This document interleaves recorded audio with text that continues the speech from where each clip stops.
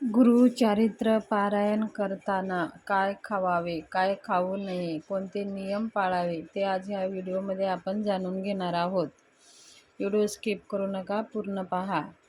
गुरुचरित्र पारायण करताना आपल्याला एकच अन्न खायचं आहे. एकच अन्न म्हणजे ज्वारी, बाजरीची भाकरी, गहूची भाकरी म्हणजे गहूच्या चपात्या. जे तुम्हाला जमत असेल ते एकच अन्न खायचं आहे. म्हणजे जर पहिल्या दिवशी आपण चपाती खात असाल तर आपल्याला 7 दिवस चपातीच खायचं आहे. भाकर खात असाल तर भाकरच खायचं आहे. जर बाजरीची भाकर खात असाल तर बाजरीची भाकर खायचं आहे. तर 7 दिवस आपल्याला एकच अन्न ठेवायचं आहे. आपल्याला कांदा लसूण वर्ज्य करायचं आहे. कांदा लसूण अजिबात खायचे नाहीत. वरण भात खायचं नाही.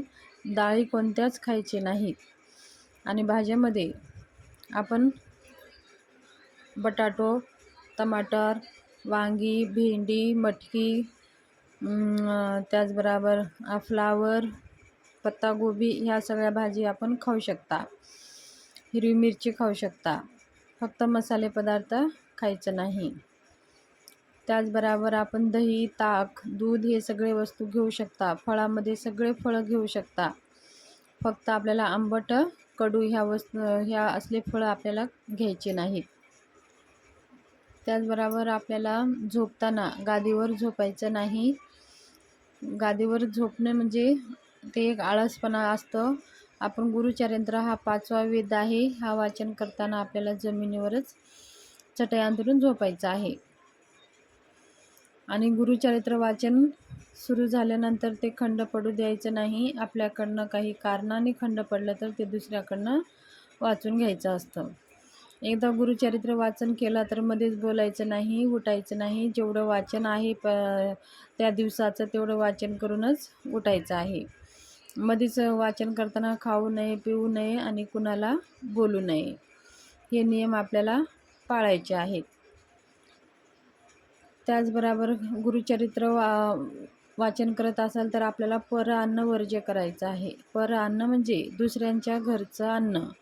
आपण आपल्या घरचं अन्न, आपल्या बहिणीचं, आईचं, पत्नीच्या हाताचं अन्न खाऊ शकता.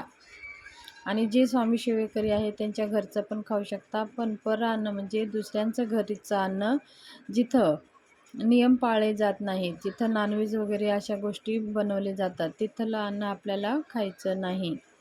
ह्या गोष्टी आपल्याला आवर्जून कडाकाने पाळायच्या आहेत. आता आपण पारायण करत असताना काही अचानक आपल्याला बाहेर जावं लागलं, पार्टीमध्ये जावं लागलं तर तिथं आपण पार्टीचं अन्न आपण खाऊ नये. जिथं आपल्याला बाहेर खाणंच गरजेचं आहे तर आपल्या पैशाचं स्वतःच्या खर्चानं आपण खाऊ शकता.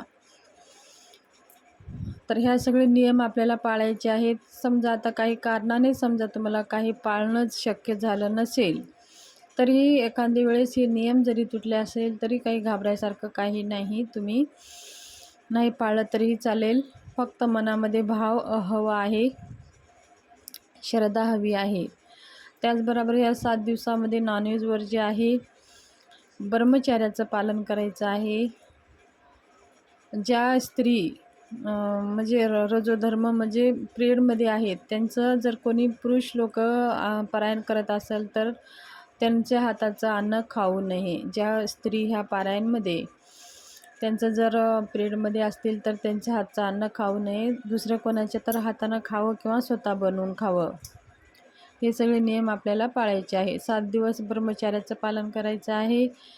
जमिनीवर झोपायचं आहे.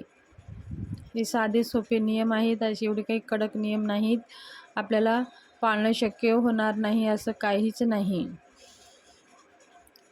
ब्रह्मचर्याचं जर पालन आपल्याला कडाकाने करायचं आहे. काही झालं तरी हे नियम आपल्याला पाळायचेच आहे. 7 दिवस आपल्याला हे ब्रह्मतुल्य ग्रंथ आपण वाचत आहोत.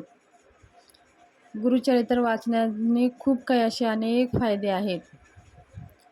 आपल्या मनासारखं काही घडत नसेल तर गुरुचरित्र वाचनामुळे आपल्या घरातली सगळे काही नकारात्मकता दोष नाहीसे होतात. पितृदोष नाहीसे होतं. वास्तुदोष नाहीसे होतात. मुलांच्या लग्नामध्ये अडथळे येत असेल तर ते अडथळे दूर होतात. घरामध्ये जर आपल्याला खूप काही नुकसान होत असेल तर ते नुकसानामधून आपल्याला नुकसान कमी होण्यासाठी मदत होते. खूप काही असे अनेक हजारो फायदे आहेत गुरुचरित्र वाचनाचे. पण आपण वाचन करताना तेवढंच भाव आणि श्रद्धासुद्धा असणे आवश्यक आहे. गुरुचरित्र वाचन हे सगळ्यांना भेटत नाही. ज्यांचं नशिबामध्ये आहे त्याच लोकांना चरित्र वाचण्याचं पुण्य प्राप्त होतं. म्हणून गुरुचरित्र वाचतोय म्हणजे आपण एक धन्य आहोत, महान आहोत. गुरुचरित्र वाचणं म्हणजे साधी सोपी गोष्ट नाही. आधी महिलांना गुरुचरित्र वाचण्याची परवानगीसुद्धा नव्हती. पण मोरे दादांनी गुरुचरित्र महिलांना वाचण्याची संधी दिलेली आहे. परमपूज्य गुरु माऊलींनी प्रत्येक महिलांनी गुरुचरित्र वाचण्यास संधी दिलेली आहे. तर ह्या संधीचं सोनं करा आणि गुरुचरित्र वाचन ह्या नियम पाळून करा.